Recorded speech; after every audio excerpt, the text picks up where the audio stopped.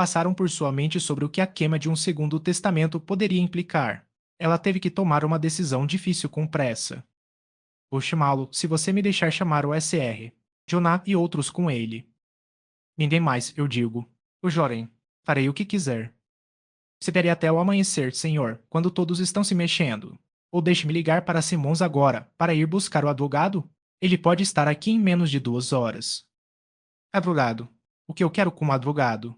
Ninguém saberá, eu digo, ninguém saberá. Farei o que quiser. Deixe-me chamar outra pessoa, senhor, disse Mary persuasivamente. Ela não gostava de sua posição sozinha com o velho, que parecia mostrar uma estranha explosão de energia nervosa que lhe permitia falar repetidas vezes sem cair em sua tosse habitual. No entanto, ela desejava não empurrar desnecessariamente a contradição que o agitava. Deixe-me, por favor, chame outra pessoa. Você me deixa em paz, eu digo. Olhe aqui, senhorita. Pegue o dinheiro. Você nunca mais terá a chance. São quase 200 a mais na caixa e ninguém sabe quanto havia. Pegue-o e faça o que eu lhe disser. Mary, de pé perto do fogo, viu sua luz vermelha caindo sobre o velho, apoiado em seus travesseiros e descanso na cama, com sua mão ossuda segurando a chave e o dinheiro deitado na coxa diante dele. Ela nunca esqueceu aquela visão de um homem querendo fazer o que quisesse no final. Mas a maneira como ele colocou a oferta do dinheiro a incentivou a falar com mais resolução do que nunca. Não adianta, senhor. Eu não vou fazer isso. Coloque seu dinheiro. Não vou tocar no seu dinheiro. Farei tudo o que puder para confortá-lo, mas não tocarei em suas chaves nem em seu dinheiro. Qualquer outra coisa, disse o velho Featherstone com raiva rouca que, como se estivesse em um pesadelo, tentou ser alta, mas era apenas audível. Eu não quero mais nada. Você vem aqui, você vem aqui. Mary se aproximou dele com cautela, conhecendo-o muito bem. Ela o viu largando as chaves e tentando agarrar sua bengala, enquanto ele olhava para ela como uma hiena envelhecida, os músculos de seu rosto ficando distorcidos com o esforço de sua mão. Ela parou a uma distância segura. Deixe-me dar-lhe um pouco de cordialidade, disse ela, baixinho, e tente se recompor. Talvez você vá dormir. E amanhã à luz do dia você pode fazer o que quiser. Ele levantou a vara, apesar de ela estar fora de seu alcance, e a jogou com um esforço duro que era apenas impotência. Ele caiu, escorregando sobre o pé da cama. Mary deixou-o descansar e retirou-se para sua cadeira perto do fogo. Aos poucos, ela iria até ele com cordial. A fadiga o tornaria passivo. Estava chegando o momento mais frio da manhã, o fogo havia diminuído e ela podia ver através da fenda entre as cortinas morenas da janela a luz branqueada pela persiana. Tendo colocado um pouco de lenha no fogo e jogado um chale sobre ela, ela se sentou, esperando que o Sr. Featherstone pudesse adormecer. Se ela se aproximasse dele, a irritação poderia ser mantida. Ele não disse nada depois de jogar o bastão, mas ela o viu pegando as chaves novamente e colocando a mão direita no dinheiro. Ele não colocou, no entanto, e ela pensou que ele estava caindo no sono. Mas a própria Mary começou a ficar mais agitada com a lembrança do que havia passado do que com a realidade, questionando aqueles atos dela que haviam ocorrido imperativamente e excluído todas as perguntas no momento crítico. Logo a madeira seca enviou uma chama que iluminou todas as fendas, e Mary viu que o velho estava deitado em silêncio com a cabeça um pouco virada para o lado. Ela foi em direção a ele com passos inaudíveis e pensou que seu rosto parecia estranhamente imóvel, mas no momento seguinte o movimento da chama se comunicando com todos os objetos a deixou incerta. As batidas violentas de seu coração tornavam suas percepções tão duvidosas que, mesmo quando ela o tocava e ouvia sua respiração, ela não podia confiar em suas conclusões.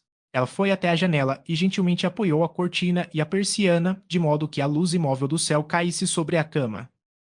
No momento seguinte, ela correu para a campainha e tocou energicamente. Em pouco tempo, não havia mais dúvida de que Peter Featherstone estava morto, com a mão direita segurando as chaves e a mão esquerda deitada sobre a pilha de notas e ouro. Livro IV.3 Problemas Amorosos. Capítulo 34. Primeiro cavalheiro. Homens como estes são penas, lascas e palhas, não carregam peso nem força. Segundo cavalheiro. Mas a leviandade também é causal e faz a soma do peso.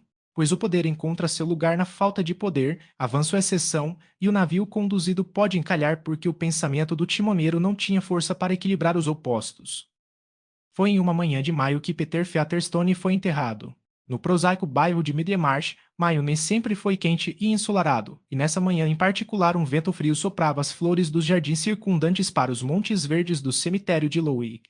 Nuvens que se moviam rapidamente de vez em quando permitiam que um brilho iluminasse qualquer objeto, fosse feio ou bonito, que por acaso estivesse dentro de sua chuva dourada.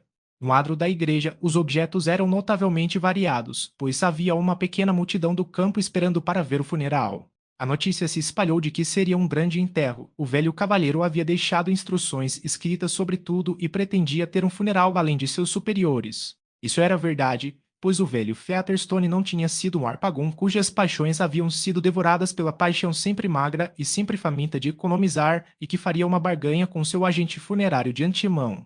Ele amava o dinheiro, mas também gostava de gastá-lo para satisfazer seus gostos peculiares, e talvez o amasse mais do que tudo como um meio de fazer os outros sentirem seu poder mais ou menos desconfortável. Se alguém aqui argumentar que deve ter havido traços de bondade no velho Featherstone, não ousarei negar isso, mas devo observar que a bondade é de natureza modesta, facilmente desencorajada e, quando muita privacidade, acotovelada no início da vida por vícios descarados, tende a se retirar para a privacidade extrema, de modo que é mais facilmente acreditado por aqueles que constroem teoricamente um velho cavalheiro egoísta do que por aqueles que formam os julgamentos mais estreitos com base em seu conhecimento pessoal. De qualquer forma, ele estava empenhado em ter um belo funeral e em ter pessoas convidadas para ele que preferissem ficar em casa. Ele até desejava que parentes do sexo feminino seguissem até ao túmulo, e a pobre irmã Marta fizera uma viagem difícil para esse fim de Chalk Flats.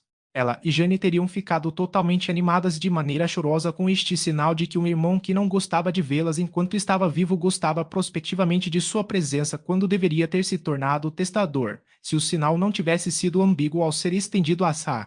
Bessie, cuja despesa em crepe bonito parecia implicar as esperanças mais presunçosas, agravado por uma flor de tez que dizia claramente que ela não era uma parente de sangue, mas daquela classe geralmente censurável chamada parente da esposa. Somos todos imaginativos de uma forma ou de outra, pois as imagens são a ninhada do desejo, e o pobre e velho Featherstone, que ria muito da maneira como os outros se bajulavam, não escapou da comunhão da ilusão. Ao escrever o programa de seu enterro, ele certamente não deixou claro para si mesmo que seu prazer no pequeno drama do qual fazia parte se limitava à antecipação. Ao rir dos aborrecimentos que poderia infligir pelo aperto rígido de sua mão morta, ele inevitavelmente misturou sua consciência com aquela presença lívida e estagnada e, na medida em que estava preocupado com uma vida futura, era com uma de gratificação dentro de seu caixão. Assim, o velho Featherstone era imaginativo, à sua maneira. No entanto, as 3 carruagens de luto foram preenchidas de acordo com as ordens escritas do falecido. Havia carregadores de caixão a cavalo, com os mais ricos lenços e faixas de chapéu, e até mesmo os carregadores tinham ornamentos de afeição que eram de boa qualidade e bom preço. A procissão negra, quando desmontada, parecia maior pela pequenez do adro da igreja, os rostos humanos pesados e as cortinas negras tremendo ao vento pareciam falar de um mundo estranhamente incongruente com as flores que caíam levemente e os brilhos do sol nas margaridas. O clérigo que encontrou a procissão foi o Sr. Cadwallader também de acordo com o pedido de Peter Featherstone, motivado como de costume por razões peculiares. Tendo desprezo pelos curas, a quem sempre chamava de Understrappers, ele resolveu ser enterrado por um clérigo beneficiado. O Sr. Casalbon estava fora de questão, não apenas porque recusou um dever desse tipo, mas porque Featherstone tinha uma antipatia especial por ele como reitor de sua própria paróquia, que tinha uma garantia sobre a terra na forma de dízimo, também como entregador de sermões matinais, que o velho, estando em seu banco e nem um pouco sonolento, tinha sido obrigado a sentar-se com um rosnado interior. Ele tinha uma objeção a um pároco preso acima de sua cabeça pregando para ele. Mas suas relações com o Sr. Cadwallader eram de um tipo diferente, o riacho de trutas que atravessava as terras do Sr. Casalbon também seguia seu curso através das de Featherstone, de modo que o Sr. Cadwallader era um pároco que teve que pedir um favor em vez de pregar. Além disso, ele era um dos nobres que viviam a 4 milhas de distância de Lowick e, portanto, foi exaltado a um céu igual ao xerife do condado e outras dignidades vagamente consideradas necessárias ao sistema de coisas. Haveria uma satisfação em ser enterrado pelo Sr. Cadwallader, cujo próprio nome oferecia uma boa oportunidade para pronunciar incorretamente, se você quisesse. Essa distinção conferida ao reitor de Tipton e Frechit foi a razão pela qual Asa Cadwallader fez parte do grupo que assistiu ao funeral do velho Featherstone de uma janela superior da mansão. Ela não gostava de visitar aquela casa, mas gostava, como disse, de ver coleções de animais estranhos como as que haveria neste funeral, e ela persuadiu Sir James e a jovem Lady Chetton a levar o reitor e ela mesma a Lowick para que a visita fosse totalmente agradável. Eu irei a qualquer lugar com você, Sa. Cadolader, disse Celia, mas eu não gosto de funerais. Oh, minha querida, quando você tem um clérigo em sua família, você deve acomodar seus gostos. Eu fiz isso muito cedo. Quando me casei com um Frei, decidi gostar de sermões e comecei gostando muito do final. Isso logo se espalhou para o meio e o começo, porque eu não poderia ter o fim sem eles. Não, com certeza não, disse a viúva Lady Chetton, com ênfase imponente. A janela superior de onde o funeral podia ser bem visto estava na sala ocupada pelo SR. Azalbon quando ele foi proibido de trabalhar, mas ele havia retomado quase seu estilo de vida habitual agora, apesar das advertências e prescrições, e depois de receber educadamente a Asa. Cadaladeira entrou novamente na biblioteca para mastigar um ruminante de erro erudito sobre Cush e Misraim. Se não fosse por seus visitantes, Dorothea também poderia ter ficado trancada na biblioteca e não teria testemunhado essa cena do funeral do velho Featherstone, que, por mais distante que parecesse estar do teor de sua vida, sempre voltava para ela ao toque de certos pontos sensíveis da memória, assim como a visão de São Pedro em Roma estava entrelaçada com humores de desânimo. Cenas que fazem mudanças vitais na sorte de nossos vizinhos são apenas o pano de fundo da nossa, mas, como um aspecto particular dos campos e árvores, elas se associam para nós às épocas de nossa própria história e fazem parte daquela unidade que reside na seleção de nossa consciência mais aguçada. A associação onírica de algo estranho e mal compreendido com os segredos mais profundos de sua experiência parecia espelhar aquela sensação de solidão que se devia ao próprio ardor da natureza de Dorotea. A pequena nobreza do campo dos velhos tempos vivia em um ar social rarefeito. Pontilhados em suas estações montanha acima, eles olhavam para baixo com discriminação imperfeita nos cinturões de vida mais densa abaixo. E Dorotea não estava à vontade na perspectiva e frieza daquela altura. Não vou mais olhar, disse Celia depois que o trem entrou na igreja, colocando-se um pouco atrás do cotovelo do marido para que pudesse tocar maliciosamente o casaco dele com a bochecha. Ouso dizer que Dodo gosta, ela gosta de coisas melancólicas e pessoas feias.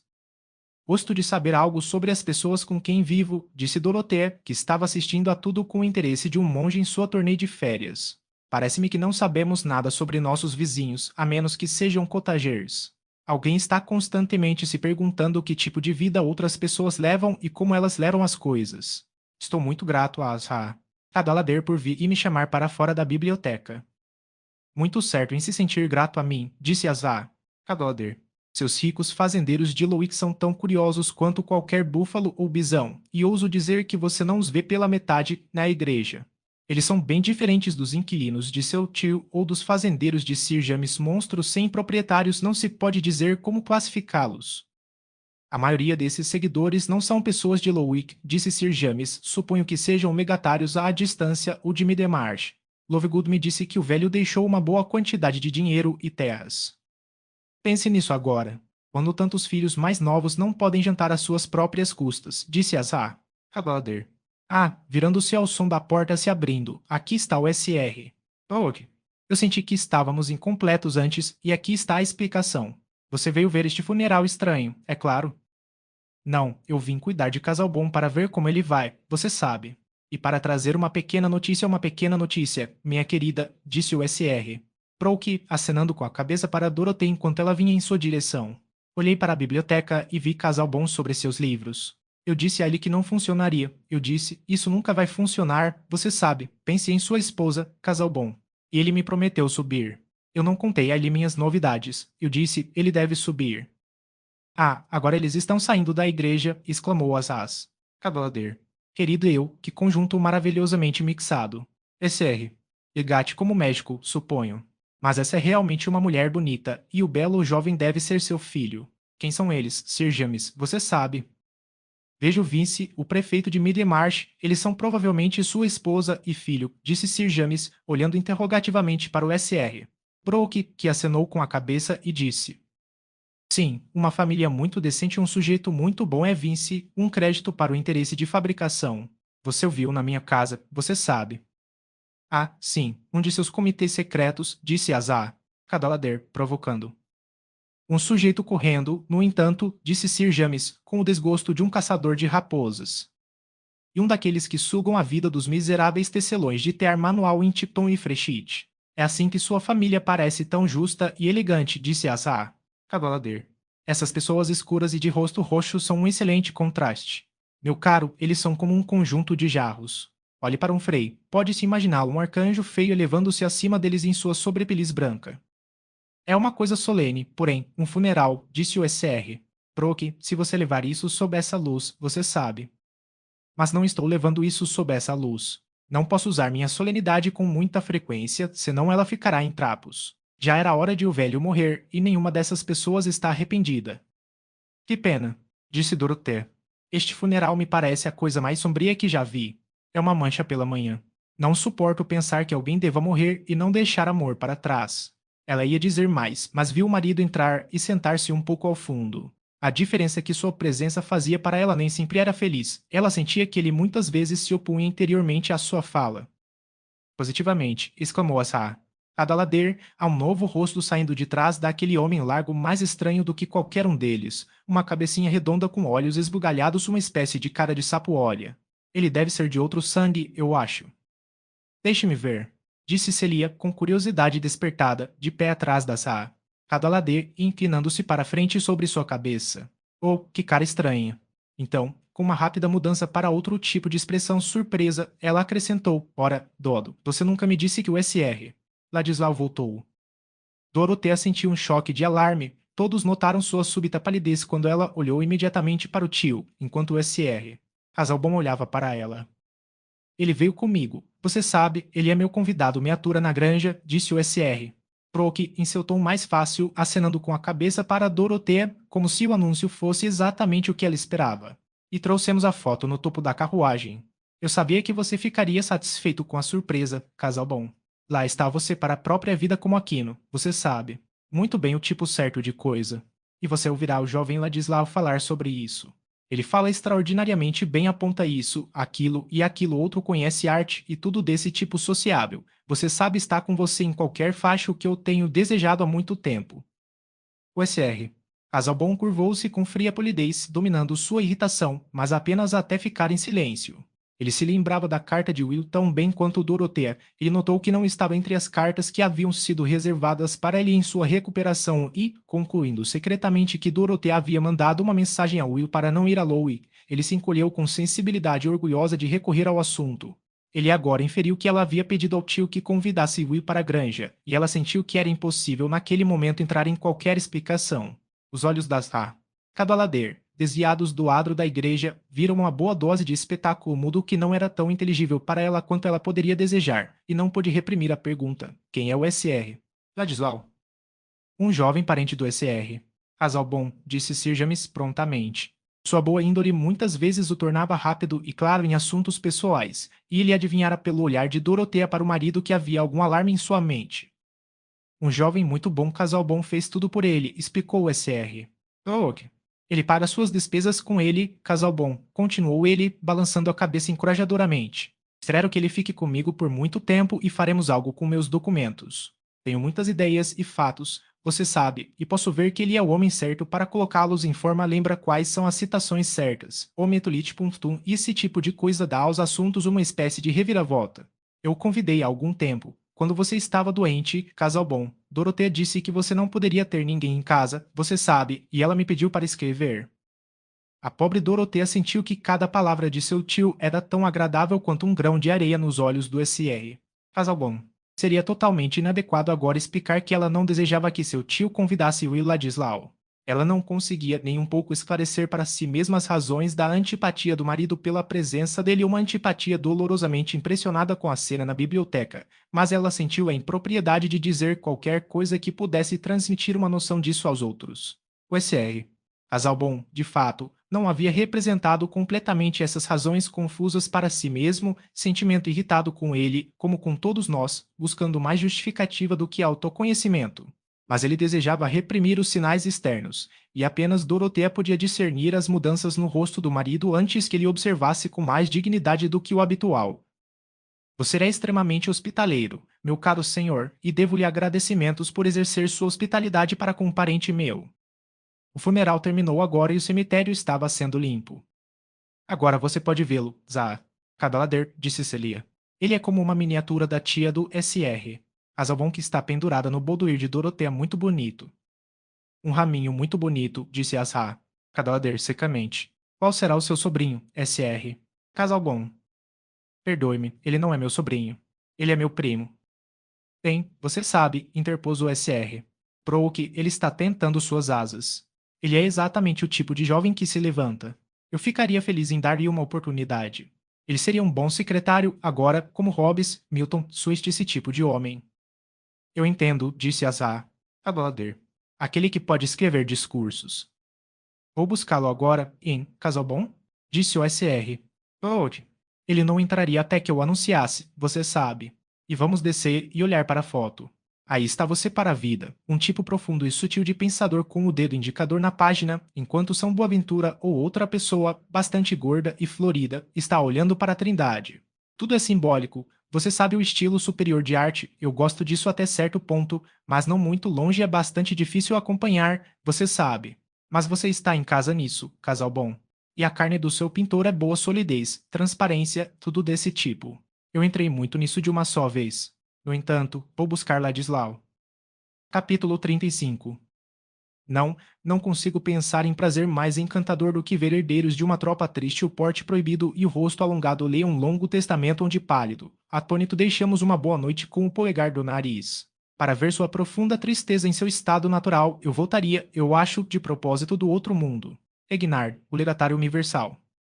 Quando os animais entravam na arca aos pares, pode-se imaginar que espécies aliadas faziam muitos comentários particulares uns sobre os outros e eram tentados a pensar que tantas formas que se alimentavam do mesmo estoque de forragem eram eminentemente supérfluas, tendendo a diminuir as rações. Temo que o papel desempenhado pelos abutres naquela ocasião seja doloroso demais para a arte representar esses pássaros estando desvantajosamente nus sobre a garganta e, aparentemente, sem ritos e cerimônias. O mesmo tipo de tentação se abateu sobre o cristão carnívoro que formou o cortejo fúnebre de Peter Featherstone, a maioria deles com a mente voltada para uma loja limitada da qual cada um gostaria de aproveitar ao máximo.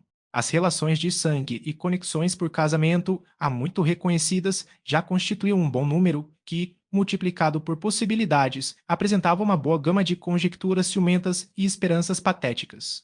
O ciúme dos vices havia criado uma comunhão de hostilidade entre todas as pessoas do sangue Featherstone, de modo que, na ausência de qualquer indicação decidida de que um deles teria mais do que o resto, o medo de que aquele frevice de pernas compridas tivesse a terra era necessariamente dominante, embora deixasse sentimento e lazer abundantes para ciúmes mais vagos, como foram entretidos em relação a Marigar. Salomão encontrou tempo para refletir que Jonas não merecia e Jonas para abusar de Salomão como ganancioso. Jane, a irmã mais velha, sustentava que os filhos de Marta não deveriam esperar tanto quanto os jovens Wallace, e Marta, mais relaxada no assunto da primogenitura, lamentou pensar que Jane estava tão tendo.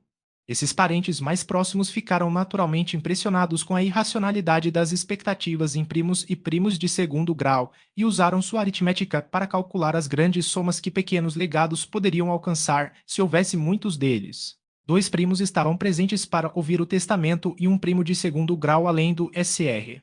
Tombou. Este primo de segundo grau era um comerciante Middlemarch de maneiras educadas e aspirados supérfluos.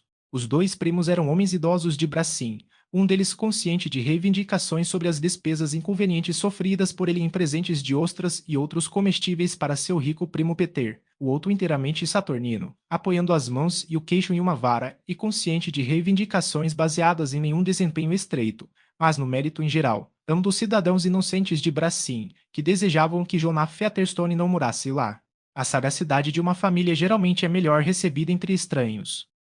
Ora, o próprio Trumbull tem certeza de 500 que você pode confiar. Eu não deveria me perguntar se meu irmão prometeu a ele, disse Solomon, meditando em voz alta com suas irmãs, na noite anterior ao funeral. Querida, querida, disse a pobre irmã Marta, cuja imaginação de centenas de pessoas era habitualmente reduzida ao valor de seu aluguel não pago. Mas pela manhã todas as correntes comuns de conjecturas foram perturbadas pela presença de um estranho enlutado que havia se espalhado entre eles como se viesse da lua. Este foi o estranho descrito pelas Ra. Cadalader como com cara de sapo, um homem talvez com cerca de 2 ou 3 e 30 anos, cujos olhos proeminentes, boca de lábios finos, boca curvada para baixo e cabelos elegantemente afastados de uma testa que afundou repentinamente acima da crista das sobrancelhas, certamente deu a seu rosto uma expressão imutável batráquica. Aqui, claramente, estava um novo legatário, senão, porque ele foi convidado como um enlutado. Aqui estavam novas possibilidades, levantando uma nova incerteza, que quase verificou a observação nas carruagens de luto. Estamos todos humilhados pela súbita descoberta de um fato que existiu muito confortavelmente e talvez tenha nos encarado em particular, enquanto estávamos inventando nosso mundo inteiramente sem ele. Ninguém tinha visto esse estranho questionável antes, exceto Marigard, e ela não sabia nada mais sobre ele do que ele estivera 2 vezes em Stone Court quando S.R. Featherstone estava no andar de baixo e sentara-se sozinho com ele por várias horas. Ela encontrou uma oportunidade de mencionar isso ao pai, e talvez os olhos de Caleb fossem os únicos, exceto o do advogado, que examinou o estranho com mais indagação do que desgosto ou suspeita. Caleb Gar, tendo pouca expectativa e menos cupidez, estava interessado na verificação de suas próprias suposições, e a calma com que ele meio sorridente esfregou o queixo e lançou olhares inteligentes como se estivesse valorizando uma árvore, fez um bom contraste com o alarme ou desprezo visível em outros rostos quando um enlutado desconhecido, cujo nome foi entendido como Ri, entrou na sala de Lambris e sentou-se perto da porta para fazer parte da audiência quando o testamento deveria ser lido. Nesse momento, o Sr. Solomon e o Sr. Jonas subiram as escadas com o advogado para procurar o testamento, e Asa, Pauli, vendo 2 assentos vagos entre ela e o Sr. Ortropton Bull, teve o espírito de se mover ao lado daquela grande autoridade, que estava manuseando seus selos de relógio e aparando seus contornos com a determinação de não mostrar nada tão comprometedor para um homem de habilidade como admiração ou surpresa. Suponho que você saiba tudo sobre o que meu pobre irmão fez, Sr. Trumbull, disse Asa. Wally, no mais baixo de seus tons de lã, enquanto virava seu gorro sombreado de crapes para a orelha do Sr. Trumbull. Minha boa senhora, tudo o que me foi dito em sigilo, disse o leioeiro, levantando a mão para esconder esse segredo. Aqueles que garantiram sua boa sorte ainda podem estar desapontados, continuou Asra. Wally, encontrando algum alívio nessa comunicação. As esperanças são muitas vezes ilusórias, disse o Sr. Trumbull, ainda confiante. Disse Asra. Wally olhando para os Vinces e depois voltando para o lado de sua irmã Marta. É maravilhoso como o pobre Peter estava perto, disse ela no mesmo tom. Nenhum de nós sabe o que ele poderia ter em mente. Só espero e confio que ele não era um fígado pior do que pensamos, Marta. A pobre Zá. Rush era volumosa e, respirando asmática, tinha um motivo adicional para tornar suas observações irrepreensíveis e dar-lhes uma orientação geral, que até mesmo seus sussurros eram altos e sujeitos a explosões repentinas como as de um realejo enlouquecido. Eu nunca fui cobiçoso, Jane, respondeu ela, mas tenho 6 filhos e enterrei 3, e não me casei por dinheiro. O mais velho, que está sentado lá, tem apenas 19 anos, então deixo você adivinhar. Estoque sempre curto e terra mais estranha. Mas se alguma vez eu implorei e orei, foi para Deus acima, embora onde há um irmão solteiro e o outro sem filhos depois de se casar 2 vezes qualquer um pode pensar. Enquanto isso, o Sr. Vice olhou para o rosto passivo do Sr. E tirou sua caixa de rapé e bateu nela, mas a colocou novamente fechada como uma indulgência que, por mais esclarecedora que fosse para o julgamento, era inadequada para a ocasião. Eu não deveria me perguntar se Featherstone tinha sentimentos melhores do que qualquer um de nós lhe dava crédito, observou ele, no ouvido de sua esposa. Este funeral mostra um pensamento sobre todos. Parece bom quando um homem quer ser seguido por seus amigos, e se eles são humildes, não se envergonhe deles. Eu ficaria ainda mais satisfeito se ele tivesse deixado muitos pequenos legados. Eles podem ser extraordinariamente úteis para os companheiros de uma maneira pequena. Tudo é tão bonito quanto poderia ser, crepe e seda e tudo mais, disse Asa. Vince satisfeita. Mas lamento dizer que Frey teve alguma dificuldade em reprimir uma risada que teria sido mais inadequada do que a caixa de rapé de seu pai. Fredo virou Sr. Jonas sugerindo algo sobre um filho do amor, e, com esse pensamento em mente, o rosto do estranho, que por acaso estava em frente a ele, o afetou de maneira muito ridícula. Marigar, discernindo sua angústia nos espasmos de sua boca e seu recurso à tosse, veio habilmente em seu socorro, pedindo-lhe que trocasse de lugar com ela, de modo que ele ficasse em um canto sombrio. Freire estava se sentindo o mais bem-humorado possível com todos, incluindo Rig, e tendo alguma cedência para com todas essas pessoas que eram menos afortunadas do que ele sabia que eram ele mesmo, ele não teria se comportado mal por nada no mundo. Ainda assim, era particularmente fácil rir. Mas a entrada do advogado e dos 2 irmãos chamou a atenção de todos. O advogado era o Sr. Standish, e ele viera a Stone Court esta manhã acreditando que sabia muito bem quem ficaria satisfeito e quem ficaria desapontado antes que o dia terminasse. O testamento que ele esperava ler era o último dos 3 que ele havia redigido para o Sr. Featherstone. O Sr. Standish não era um homem que variava suas maneiras. Ele se comportava com a mesma voz profunda e civilidade improvisada para com todos, como se não visse diferença neles, e falava principalmente da colheita de feno, que seria muito boa, por Deus, dos últimos boletins sobre o rei, e do duque de Clarence, que era um marinheiro em cada centímetro dele e apenas o homem para governar uma ilha como a Grã-Bretanha. O velho Featherstone muitas vezes refletiu, enquanto olhava para o fogo, que Standish ficaria surpreso algum dia. É verdade que se ele tivesse feito o que queria no final e queimado o testamento redigido por outro advogado, ele não teria garantido aquele fim menor. Ainda assim, ele teve o prazer de ruminar sobre isso. E certamente o Sr. Standish ficou surpreso, mas não nem um pouco arrependido. Pelo contrário, ele gostava do entusiasmo de um pouco de curiosidade em sua própria mente, que a descoberta de um segundo testamento acrescentou ao espanto prospectivo por parte da família Featherstone. Quanto aos sentimentos de Salomão e Jonas, eles foram mantidos em total suspense. Parecia-lhes que o Antigo Testamento teria uma certa validade, e que poderia haver um entrelaçamento das intenções anteriores e posteriores do pobre Pedro a ponto de criar uma lei interminável antes que alguém viesse por conta própria o inconveniente que teria pelo menos a vantagem de dar a volta por toda parte. Por isso, os irmãos mostraram uma gravidade completamente neutral entrarem novamente com o Sr. Standish, mas Salomão tirou seu lenço branco novamente com a sensação de que, em qualquer caso, haveria passagens influentes, e chorar em funerais, por mais secos que fossem, era costumeiramente servido no gramado.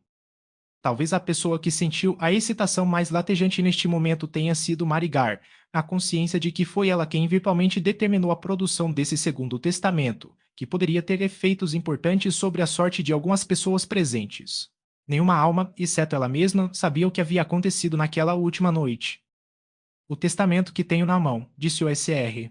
Standish, que, sentado à mesa no meio da sala, demorou para tudo, incluindo as tosses com as quais mostrava disposição para limpar a voz, foi elaborado por mim e executado por nosso falecido amigo em 9 de agosto de 1825. Mas acho que é um instrumento subsequente até agora desconhecido para mim, com data de 20 de julho de 1826, quase um ano depois do anterior. E a mais longe, eu vejo o Sr. Standish estava viajando cautelosamente sobre o documento com seus óculos sunco de silo para este último testamento, datado de 1º de março de 1828. Querida, disse a irmã Marta, não querendo ser audível, mas levada a alguma articulação sobre essa pressão de datas. Vou começar lendo o testamento anterior, continuou Sr. Standish, uma vez que, como parece por ele não ter destruído o documento, era a intenção do falecido. O preâmbulo foi considerado bastante longo, e vários além de Salomão balançaram a cabeça pateticamente, olhando para o chão. Todos os olhos evitavam encontrar outros olhos e estavam fixados principalmente nas manchas da toalha de mesa ou na careca do Sr. Standish, exceto Marigard. Quando todo o resto estava tentando olhar para nenhum lugar em particular, era seguro para ela olhar para eles. E ao som do primeiro dar e legar ela pôde ver todas as teias mudando sutilmente, como se alguma vibração fraca estivesse passando por elas, exceto a do Sr. Ele sentou-se em calma inalterada e, de fato, a companhia, preocupada com problemas mais importantes e com a complicação de ouvir legados que poderiam ou não ser revogados, havia parado de pensar nele. Frei Crow e o Sr. Vice achou impossível ficar sem a caixa de rapé na mão, embora a mantivesse fechada. Os pequenos legados vieram primeiro, e mesmo a lembrança de que havia outro testamento e que o pobre Peter poderia ter pensado melhor sobre ele, não pôde reprimir o crescente desgosto e indignação. Gosta-se de ser bem feito em todos os tempos, passado, presente e futuro.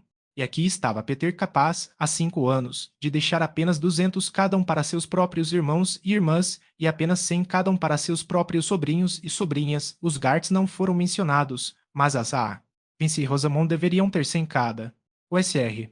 Trumbull deveria ter a bengala com cabeça de ouro e 50 libras. Os outros primos de segundo grau e os primos presentes deveriam ter cada uma mesma quantia considerável, o que, como observou o primo Saturnino, era uma espécie de legado que não deixava um homem em lugar nenhum, e havia muito mais desses dribles ofensivos em favor de pessoas que não estavam presentes, conexões problemáticas e, era de se temer, baixas. Ao todo, calculando apressadamente, aqui estavam cerca de 3.000 descartados. Para onde então Pedro pretendia que o resto do dinheiro fosse e para onde estava a terra? E o que foi revogado e o que não foi revogado, e a revogação foi para melhor ou para pior? Toda emoção deve ser condicional e pode vir a ser a coisa errada. Os homens eram fortes o suficiente para suportar e ficar quietos sob esse suspense confuso, alguns deixando o lábio inferior cair, outros perseguindo-o, de acordo com o hábito de seus músculos. Mas Jane e Marta afundaram sob a pressa de perguntas e começaram a chorar, a pobre Zá. Cranch estava meio comovida com o consolo de conseguir centenas sem trabalhar para eles, e meio ciente de que sua parte era escassa, enquanto a mente da Zá Paula estava inteiramente inundada com a sensação de ser uma irmã e receber pouco, enquanto outra pessoa teria muito. A expectativa geral agora era que o muito recairia sobre Fred Vince, mas os próprios Vinces ficaram surpresos quando 10.000 libras em investimentos especificados foram declarados legados a ele. A terra também estava vindo? Fred mordeu os lábios. Era difícil deixar de sorrir, e azar. Vince sentiu-se a mais feliz das mulheres se a possível revogação desaparecendo de vista nessa visão deslumbrante. Ainda havia um resíduo de propriedade pessoal, bem como a terra, mas o todo foi deixado para uma pessoa, e essa pessoa era ó possibilidades. Ó expectativas fundadas no favor de velhos cavalheiros próximos. Ó vocativos intermináveis que ainda deixariam a expressão escapando impotente da medição da loucura mortal. Aquele legatário residual era Joshua Hee, que também era o único executor, e que dali em diante levaria o nome de Featherstone. Houve um farfalhar que parecia um arrepio correndo pela sala. Todos olharam novamente para o SR. E, que aparentemente não experimentou nenhuma surpresa. Uma disposição testamentária muito singular, exclamou o SR. Trumbull, preferindo pela primeira vez que ele fosse considerado ignorante no passado. Mas há um segundo testamento a um outro documento. Ainda não ouvimos os desejos finais do falecido. Marigart estava sentindo que o que eles ainda não tinham ouvido não eram os desejos finais. O Segundo Testamento revogou tudo, exceto os legados às pessoas inferiores antes mencionadas, algumas alterações sendo a ocasião do codicilo, e o legado de todas as terras situadas na paróquia de Lowick com todo o estoque e móveis domésticos, para Joshua Hee. O restante da propriedade deveria ser dedicado à construção e doação de asilos para velhos, a serem chamados de casas de esmolas de Featherstone, e a serem construídos em um pedaço de terra perto de Middlemarch já comprado para esse fim pelo testador, ele desejando assim declarava o documento agradar a Deus Todo-Poderoso. Ninguém presente tinha um centavo, mas o SR. Trumbull tinha a bengala com cabeça de ouro. Demorou algum tempo para a empresa recuperar o poder de inspeção. Marinon ousou olhar para Frey. O SR.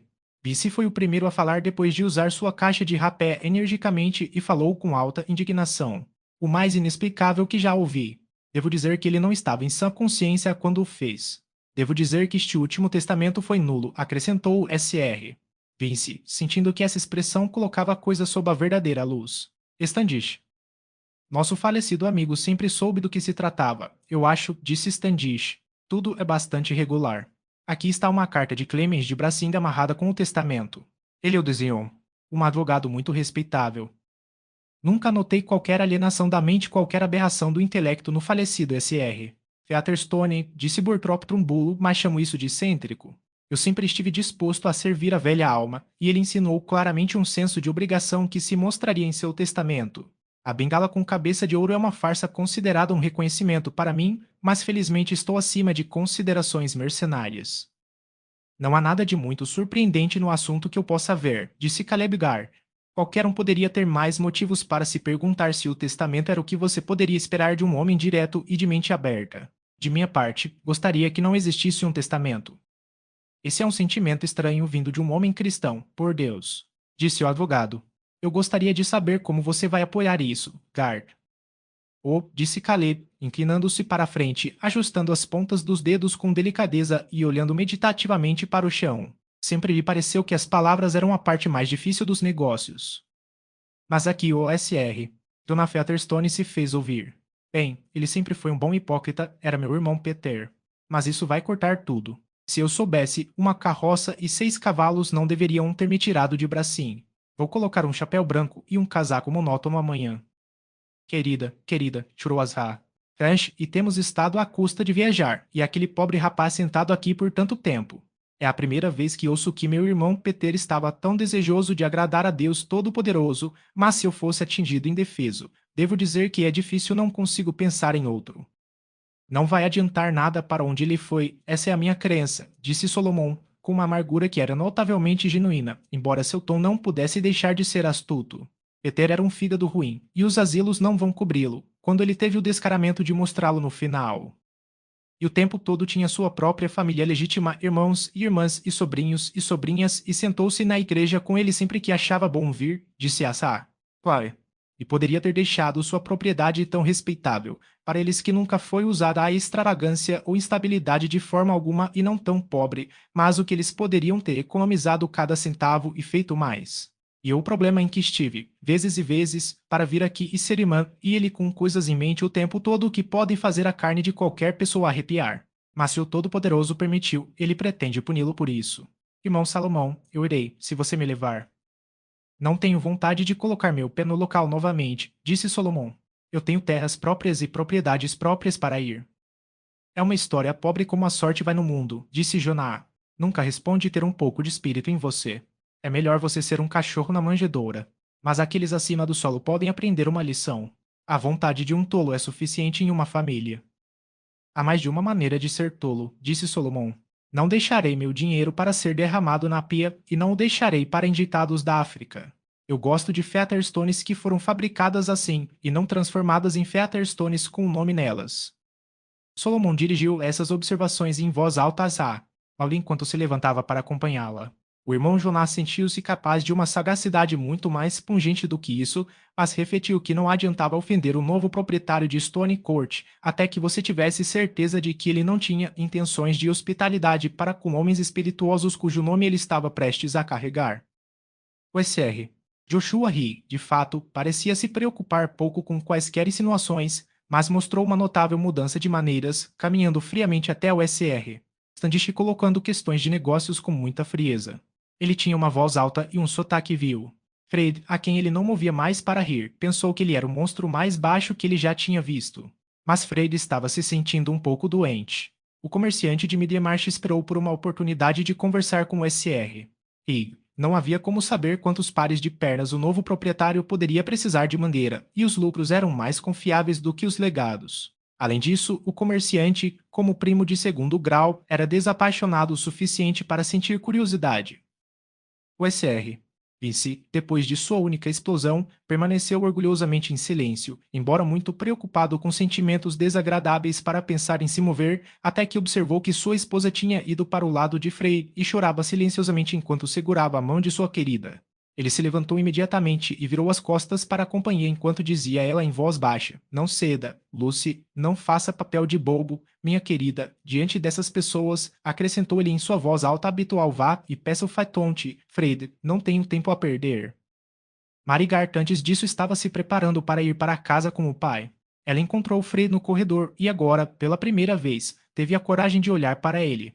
Ele tinha aquele tipo de palidez murcha que às vezes aparece em rostos jovens, e sua mão estava muito fria quando ela apertou. Mari também estava agitada. Ela estava consciente de que, fatalmente, sem vontade própria, talvez tivesse feito uma grande diferença para a sorte de Frey. Adeus, disse ela com tristeza afetuosa. Seja corajoso, Frey. Eu acredito que você é melhor sem o dinheiro. De que adiantava isso para o SR? Featherstone. Está tudo muito bem, disse Frey, mesquinhamente. O que um sujeito deve fazer? Devo ir para a igreja agora. Ele sabia que isso irritaria Mari. Muito bem, então ela deveria dizer a ele o que mais ele poderia fazer. E eu pensei que deveria ser capaz de pagar seu pai de uma vez e fazer tudo certo. E você não tem nem 100 libras sobrando. O que você deve fazer agora, Mari? Pegue outra situação, é claro, assim que eu conseguir uma. Meu pai tem o suficiente para fazer para manter o resto, sem mim. Adeus.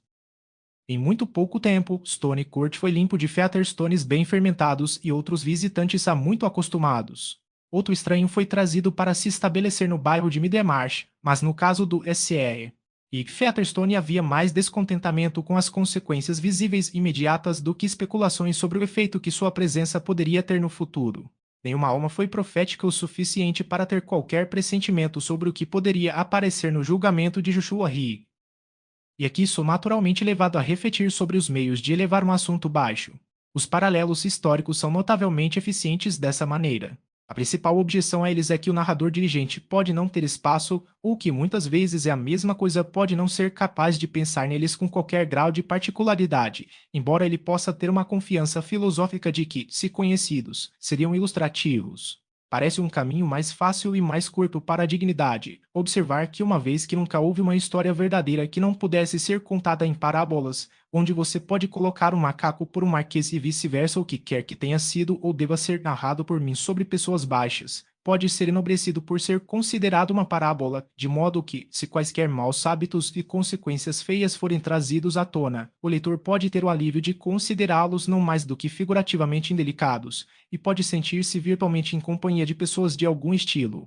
Assim, enquanto eu digo a verdade sobre os lobbies, a imaginação do meu leitor não precisa ser totalmente excluída de uma ocupação com senhores, e as pequenas somas com as quais qualquer falido de alto nível lamentaria se aposentar podem ser elevadas ao nível de altas transações comerciais pela adição barata de cifras proporcionais. Quanto a qualquer história provincial em que os agentes são todos de alta posição moral, isso deve ser de uma data muito posterior ao primeiro projeto de lei de reforma, e Peter Featherstone, você percebe, estava morto e enterrado alguns meses antes de Lord Grey assumir o cargo.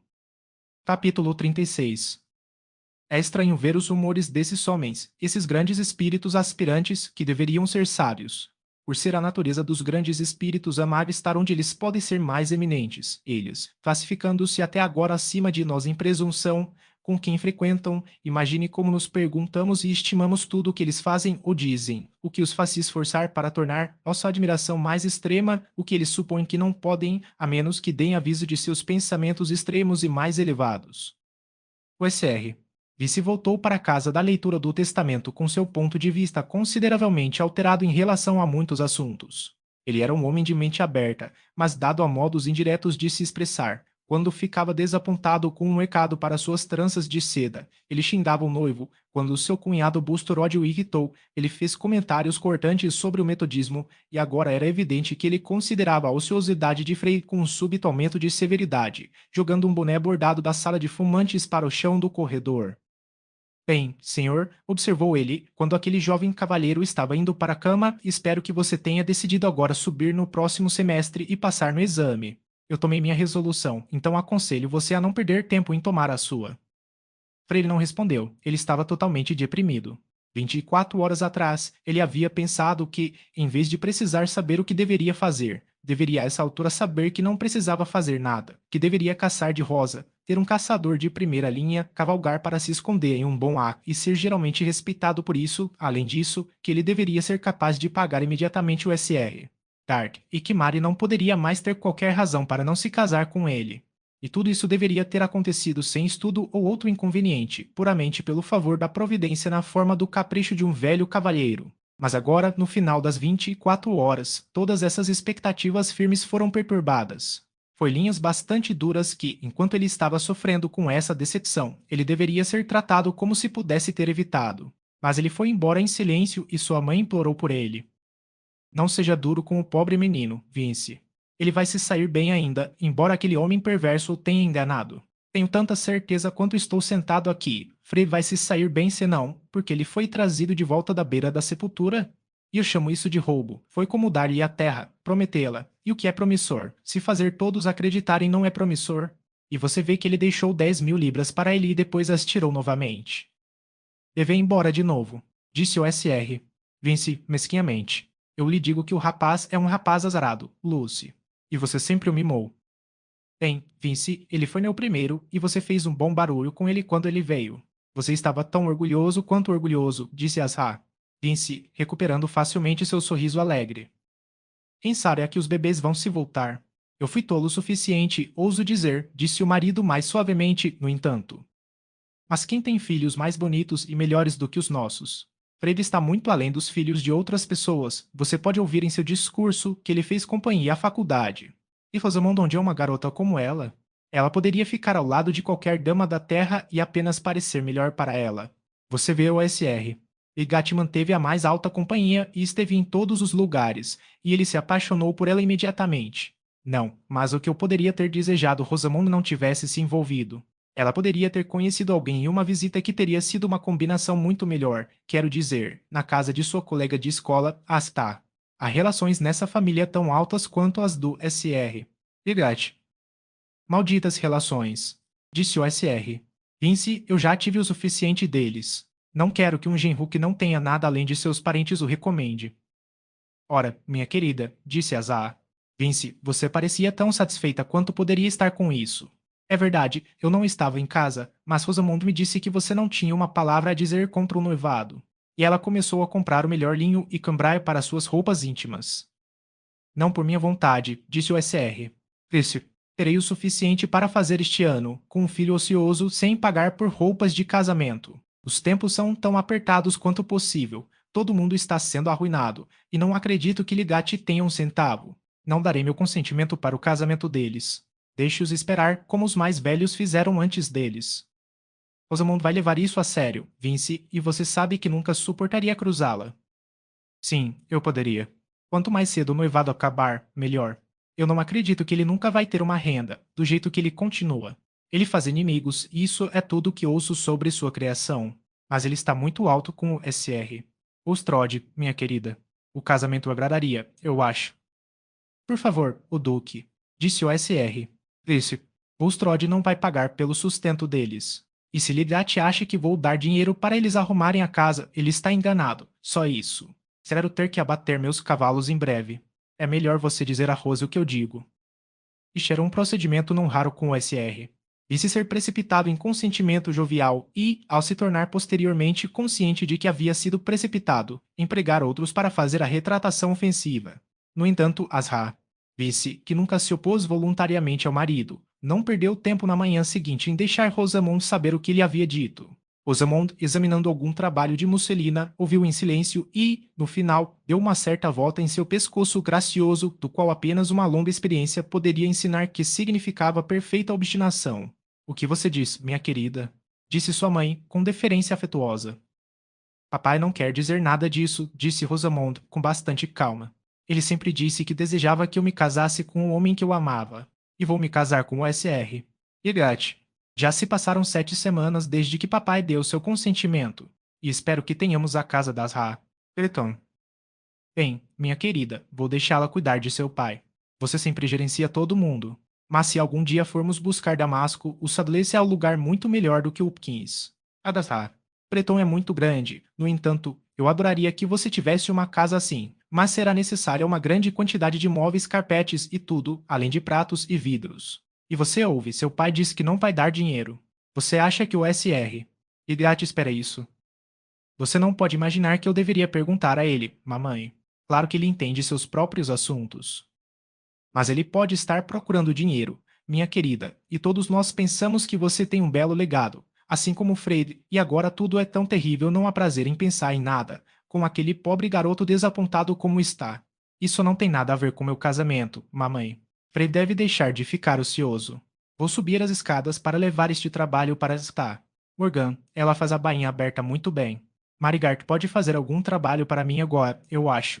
Sua costura é requintada, é a coisa mais legal que conheço sobre Mari. Eu gostaria muito de ter todos os meus babados de cambraia com bainha dupla. E leva muito tempo. A crença das Ra, Vince de que Rosamond poderia cuidar de seu pai era bem fundamentada. Além de seus jantares e suas corridas, o SR. Vince, barulhento como era, tinha tão pouco de seu próprio caminho como se tivesse sido um primeiro-ministro. A força das circunstâncias era facilmente demais para ele, como é para a maioria dos homens floridos amantes do prazer, e a circunstância chamada Rosamond foi particularmente forçosa por meio daquela persistência suave que, como sabemos, permite que uma substância viva branca e macia faça seu caminho apesar da rocha oposta. Papai não era uma rocha. Ele não tinha outra fixidez além daquela fixidez de impulsos alternados às vezes chamada de hábito, e isso era totalmente desfavorável a ele tomar a única linha decisiva de conduta em relação ao noivado de sua filha, a saber, investigar minuciosamente as circunstâncias de Ligati, declarar sua própria incapacidade de fornecer dinheiro e proibir um casamento rápido ou um noivado que deve ser muito longo. Isso parece muito simples e fácil na declaração, mas uma resolução desagradável formada nas horas frias da manhã tinha tantas condições contra ela quanto a geada precoce e raramente persistia sob as influências quentes do dia. A expressão indireta, embora enfática, de opinião a que o SR. Vice estava propenso sofreu muita contenção neste caso. Ligati era um homem orgulhoso em relação a quem as insinuações eram obviamente inseguras, e jogar o chapéu no chão estava fora de questão. O SR.